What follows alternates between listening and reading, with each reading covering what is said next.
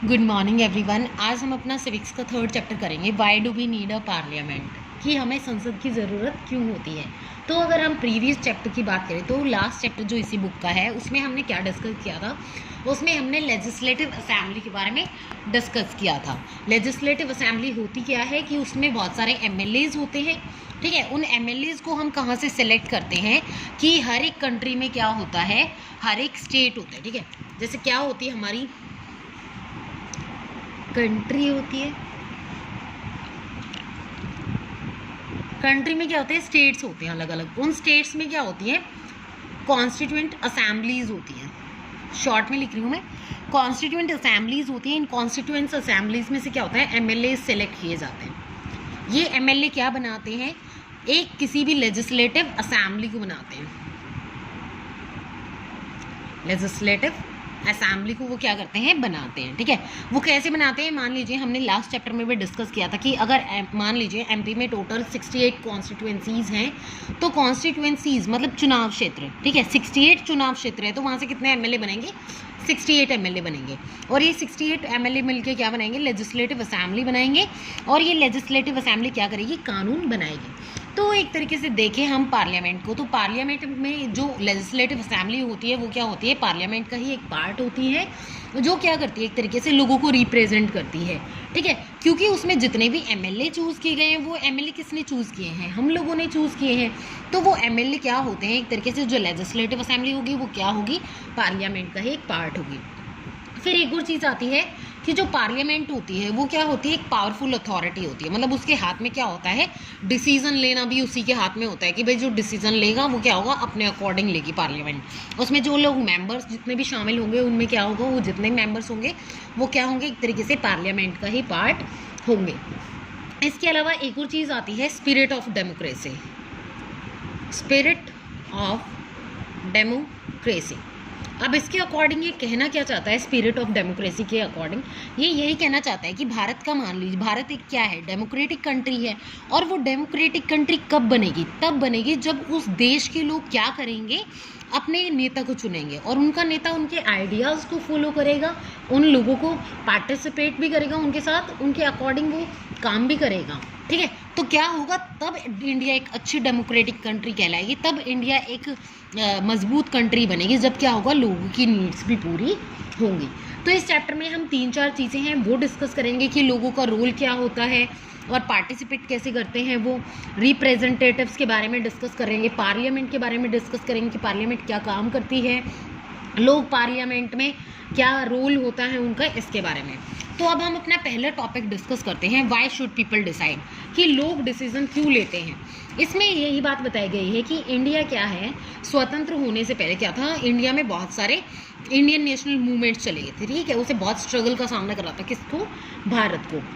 तो जब Indian national movement चल रहे थे, भारतीय मतलब जितने भी राष्ट्रीय आंदोलन चल रहे थे, उनसे हमें क्या सीखने को मिला, उनसे हमें यही सीखने को मिला कि हमने बहुत ज़्यादा स्ट्रगल किया है। और उस टाइम लोग क्या थे, फ्रीडम के लिए, इक्वालिटी के लिए और पार्टिसिपेशन के लिए क्या कर रहे थे, लड़ाई कर रहे थे कि भाई उन्हें फ्रीडम भी मिलनी चाहिए, उन्हें समानता भी मिलनी चाहिए और उनका पार्टिसिपेशन भी होना चाहिए। तो इस चीज़ पे क्या था, लेकिन जितने भी अंग्रेज थे या ब्रिटिशर्स थे वो क्या कर रहे थे, उन्होंने रोक लगा रखी थी, उन्होंने क्या कर रखा था, दबा रखा था किनको, भारत के लोगों को, ठीक है। तो जब कॉलोनियल रूल था, मतलब एक तरीके से जब कंपनीज वगैरह थी, यहाँ पे कॉलोनियाँ बसी हुई थी अलग अलग, उन्होंने क्या किया, ब्रिटिश गवर्नमेंट ने कभी भी एग्री नहीं हुए वो कि हम अपने डिसीजन खुद ले सकें। तो उस टाइम क्या हुआ, जितने भी हमने डिसीजन लेने की कोशिश की, हमारे डिसीजन को हमेशा क्रिटिसाइज़ किया गया, हमारे डिसीजन को हमेशा क्या किया गया, दबाया गया। उसके बाद क्या हुआ, जब 1885 का समय आया, तो उस time the Indian National Congress demanded that there be elected member in the legislature with the right to discuss the budget and ask question. 1885 में हमारी इंडियन नेशनल कांग्रेस आई, जो आज कांग्रेस के नाम से जानी जाती है। इंडियन नेशनल कांग्रेस ने वहाँ पे क्या मुद्दा उठाया, यही मुद्दा उठाया कि भाई जो भी क्वेश्चंस होंगे, मतलब चाहे वो बजट से रिलेटेड होंगे या फिर बाकी क्वेश्चंस होंगे, जितने भी हमारे मेंबर्स इलेक्ट हुए हैं, सेलेक्ट हुए हैं लेजिस्लेचर में से या लेजिस्लेटिव असेंबली में, वो क्वेश्चन भी करेंगे और डिस्कशन में भी भाग लेंगे। The Government of India Act, उसके बाद गवर्नमेंट ऑफ इंडिया एक्ट आया 1909 में, allowed for some elected representation. उस टाइम क्या हुआ, कुछ ही जो चुने हुए हमारे रिप्रेजेंटेटिव थे उनको ये इजाज़त दे दी गई कि आप डिसीजन ले सकते हो या फिर आप डिस्कस करके कोई भी क्वेश्चन कर सकते हो। लेकिन उस टाइम सबको आज़ादी नहीं थी। फिर उसके बाद जैसे ही भारत स्वतंत्र हुआ, भारत को इंडिपेंडेंट मिली या फिर इंडिया इंडिपेंडेंट हो गया, स्वतंत्र हो गया, तो उसमें कोई भी डाउट नहीं था। सबको क्या हो गया, उस टाइम वोटिंग देने का राइट भी मिल गया, सब वोट भी दे सकते थे। तो वहाँ पे एक नई चीज़ निकल के आई, universal adult franchise. Universal adult franchise का मतलब है कि जो व्यक्ति एडल्ट है, 18 या 18 साल से ज़्यादा उम्र है उसकी, तो वो क्या हो सकता है, अपने नेता का चुनाव कर सकता है, उसे वोट देने का अधिकार है। अब यहाँ पे फोटो देख लेते हैं। यहाँ पे फोटो क्या दिखा रही है, the above photo shows a voter reading instruction on how to use an electronic voting machine, कि ईवीएम की जो इलेक्ट्रॉनिक वोटिंग मशीन है कैसे यूज़ करनी है, वो उसको रीड कर रहा है कि भाई उसे कैसे यूज़ में लाना है। EVMs are used throughout the country for the first time in the 2004 general election. 2004 में जो आम इलेक्शंस होते हैं उनमें कंट्री में क्या होता है, फर्स्ट टाइम EVMs का यूज़ किया गया था। The use of EVMs in 2004 save around 1,50,000 trees which would have been cut to produce about 8,000 tons of paper for printing the ballot papers। तो उस टाइम क्या हुआ था, ईवीएम मशीन आने से कि भाई हर साल जो क्या होता था, पहले क्या होता था, बैलेट होते थे, इस तरीके से डब्बे से होते थे, उसमें क्या होता था, पर्ची पे अपनी वोट लिख के डाली जाती थी। तो 1,50,000 जो हमारे पेड़ थे वो बच गए थे, और जिसमें 8,000 टन पेपर यूज़ किया जाता था ताकि प्रिंटिंग हो सके, और उस पर क्या होता था, इस तरीके से टिक लगा के अपनी वोट डाली जाती थी। तो ईवीएम मशीन आने से क्या हुआ था, हमने पेड़ों को भी सेव किया था और पेपर भी वेस्ट नहीं किया था।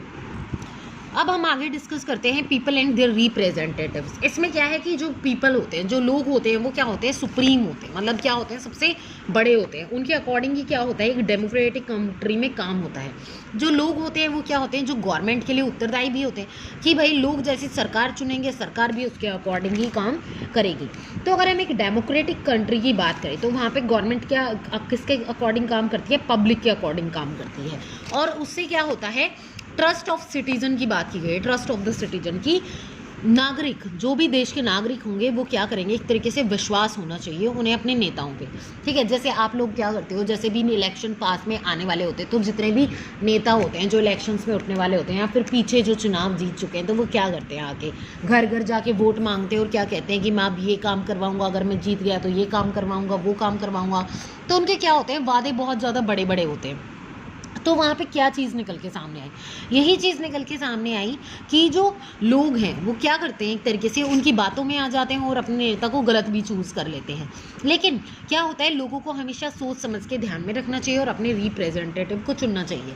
क्योंकि क्या होता है, एक तरीके से जिस भी नेता को हम चुनते हैं उसकी जिम्मेवारी क्या होती है, हमारे ऊपर होती है कि हम कैसे नेता को चुनते हैं। गवर्नमेंट कब तक रहेगी, जब तक ट्रस्ट होगा। ठीक है, जब ट्रस्ट नहीं होगा तो क्या होगा, वो सरकार निकल जाएगी, वहाँ से हट जाएगी।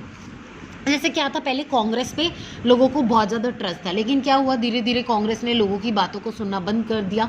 तो अब क्या है, अब आम आदमी पार्टी आ गई है। पहले बीजेपी आई थी, फिर बीजेपी के बाद अब आम आदमी पार्टी आ गई है। अब अगर आम आदमी पार्टी भी अच्छे से काम नहीं करेगी तो क्या होगा, कल को दोबारा से उनमें से कोई और अलग पार्टी आ जाएगी या फिर दूसरी नई पार्टी भी आ सकती है।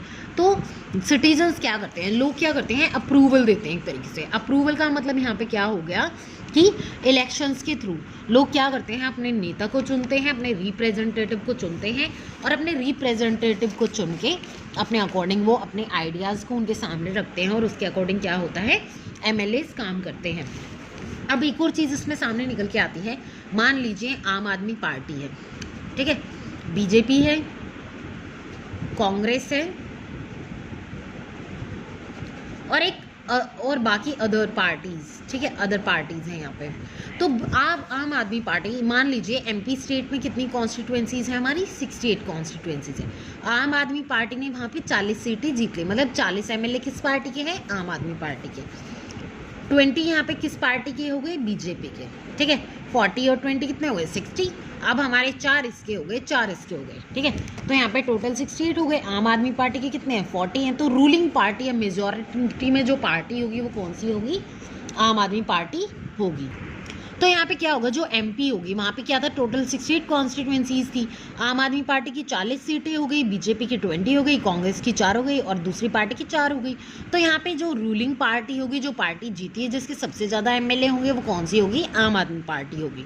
तो यहाँ पे लोगों ने कौन सी पार्टी को पसंद किया, आम आदमी पार्टी को पसंद किया। तो सिटीजन्स ने किसके ऊपर जिम्मेदारी थोपी है, एक तरीके से आम आदमी पार्टी के ऊपर। चुना तो इन सभी को भी है, लेकिन जो डिसीजन लिया जाएगा, जो भी कानून बनेगा, वो क्या होगा, इन सब के अकॉर्डिंग बनेगा, इन सब के द्वारा ही बनाया जाएगा, जितने भी एमएलए होंगे। ये वाली पार्टी क्या करेगी, जैसे कानून बनाएगी तो ये क्या करेंगे, डिबेट डिस्कशन करके आपस में कानून को डिस्कस करेंगे। अगर वो ठीक लगता है तो उसे बनाएंगे, वरना उसको रद्द कर देंगे। अभी नीचे दिखाया गया है इसमें डायग्राम में, This photo shows election staff using an elephant to carry polling material and EVMs to polling station located in difficult terrain.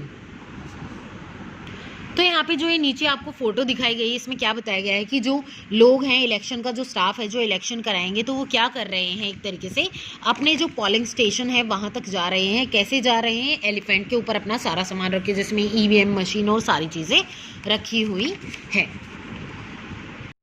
अब हम रोल ऑफ द पार्लियामेंट के बारे में पढ़ेंगे। अगर हम पार्लियामेंट की बात करें तो पार्लियामेंट की पास क्या होती है, इमेंस पावर होती है। इमेंस पावर क्यों होती है, क्योंकि पार्लियामेंट में जितने भी रिप्रेजेंटेटिव्स होते हैं उनको किसने सिलेक्ट किया है, उसको लोगों ने चूज़ किया है, ठीक है। तो पार्लियामेंट के पास क्या होती है, इमेंस पावर होती है। इमेंस पावर का मतलब है कि उनकी पावर को कोई भी घटा नहीं सकता, वो बहुत ज़्यादा ताकतवर होते हैं, ठीक है। तो उसके बाद पार्लियामेंट को क्या होता है, 2 बॉडीज़ में डिवाइड किया जाता है। एक होती है आपकी लोकसभा और दूसरी होती है आपकी राज्यसभा। अब हम इनके बारे में डिस्कस करेंगे कि राज्यसभा और लोकसभा क्या होती है। तो जो पार्लियामेंट होती है, जैसे हमारी पार्लियामेंट है तो इसको 2 बॉडीज होती है। एक होती है आपकी लोकसभा, एक होती है आपकी राज्यसभा, ठीक है। तो इसकी टोटल स्ट्रेंथ देख लेते कितनी होती है। इसे जो लोकसभा होती है उसे हाउस ऑफ द पीपल भी बोला जाता है, और इसे क्या बोला जाता है, काउंसिल ऑफ स्टेट। जो हमारी लोकसभा होती है उसमें टोटल कितने सदस्य होते हैं, 545 होते हैं, जिसमें 543 + 2 क्या होते हैं, अलग से होते हैं। और इसमें कितने होते हैं, हमारे राज्यसभा में 245, जिसमें 233 होते हैं, और जो 12 होते हैं वो क्या होते हैं, अलग से होते हैं, ठीक है। अब इसका जो लोकसभा होता है उसका हेड कौन होता है, स्पीकर होता है, और इसका हेड कौन होता है, हमारा वाइस प्रेसिडेंट होता है। अब ये चीज़ समझनी है कि जो लोकसभा है वो उसे हाउस ऑफ द पीपल बोला जाता है, Rajya Sabha council of the state. इसके कितने सदस्य होते हैं, 545, जिसमें 543 अलग होते हैं, 2 अलग होते हैं। अगर हम इसकी बात करें राज्यसभा की तो इसमें 245 होते हैं, जिसमें 233 अलग होते हैं, 12 अलग होते हैं। इसका हेड कौन होता है, स्पीकर होता है, और इसका हेड कौन होता है, हमारा वाइस प्रेसिडेंट होता है। अगर इंडिया की बात करें तो इस टाइम इंडिया में स्पीकर कौन है, ओम बिरला है, और अगर वाइस प्रेसिडेंट की बात करें तो वाइस प्रेसिडेंट है वेंकैया नायडू। अब हम आगे डिस्कस करेंगे कि ये 2 या फिर इन 12 को अलग क्यों किया गया है, लेकिन हम पहले लोकसभा के बारे में अच्छे से डिस्कस करेंगे। जो लोकसभा होती है उसका कार्यकाल 5 वर्ष का क्या होता है, उसका कार्यकाल होता है, ठीक है। और जो 5 वर्ष का क्या होता है, लोकसभा का कार्यकाल होता है, उसमें क्या होता है, जैसे एक कंट्री थी उसमें अलग अलग कॉन्स्टिट्यूएंसीज थी, हर एक से एमएलए सिलेक्ट किया गया था, और अलग अलग एमएलए जो बने थे वो अलग अलग पॉलिटिकल पार्टी से बने थे, ठीक है। और यहाँ पे जैसे हमने देखा कि 543 सीट्स थी और 2 क्या थे, अलग थे। जो इसमें 2 अलग थे वो क्या थे, एंग्लो इंडियंस थे। मतलब क्या था, सारे ब्रिटिशर्स यहाँ से नहीं गए, उनमें से कुछ ब्रिटिशर्स थे क्या भारत में ही रह गए थे। भारत में रहने की वजह से ऐसा माना गया कि भाई 2 सीट उनके लिए भी हमें रखनी चाहिए, इसलिए इसे क्या एंग्लो इंडियंस बोला जाता है। 2 ये जो अलग से हमारे रिप्रेजेंटेटिव्स या एमएलएस होते हैं। इसके बाद आता है हमारा फर्स्ट पॉइंट कि रोल क्या होता है to select the national government की जो हमारी राष्ट्रीय सरकार होती है उसको सेलेक्ट करना होता है पार्लियामेंट का काम। जैसे हमने क्या देखा, जो हमारी सेंट्रल गवर्नमेंट है वो क्या होती है, सबसे ऊपर होती है। उसमें जितने भी हमारे पीएम हो गए, प्राइम मिनिस्टर हो गए हमारा, या फिर प्रेसिडेंट हो गया, उनको सेलेक्ट कौन करेगा, ये एमएलएज उनको सेलेक्ट करने में हेल्प कराते हैं। तो इस तरीके से नेशनल गवर्नमेंट हमारे कैसे बनती है, रोल ऑफ पार्लियामेंट का एक फर्स्ट पॉइंट है। इसके बारे में और भी आगे हम डिस्कस करेंगे डिटेल में। सेकेंड आता है to control, guide and inform the government कि जो सरकार होती है उसको कैसे कंट्रोल करना है, कि आपको कैसे काम करना है, उसको क्या होता है उससे रिलेटेड जो निर्देश होते हैं वो भी दिए जाते हैं। साथ में गवर्नमेंट क्या करती है, समय समय पे उन्हें सूचनाएं भी दी जाती है कि आप कुछ गलत स्टेप तो नहीं उठा रहे हो। ये सब क्या होता है, पार्लियामेंट काम करती है कि पार्लियामेंट कंट्रोल भी रखती है सरकार के ऊपर, उन्हें निर्देश भी देती है और सूचनाएं भी देती है कि आपको किस तरीके से काम करना है।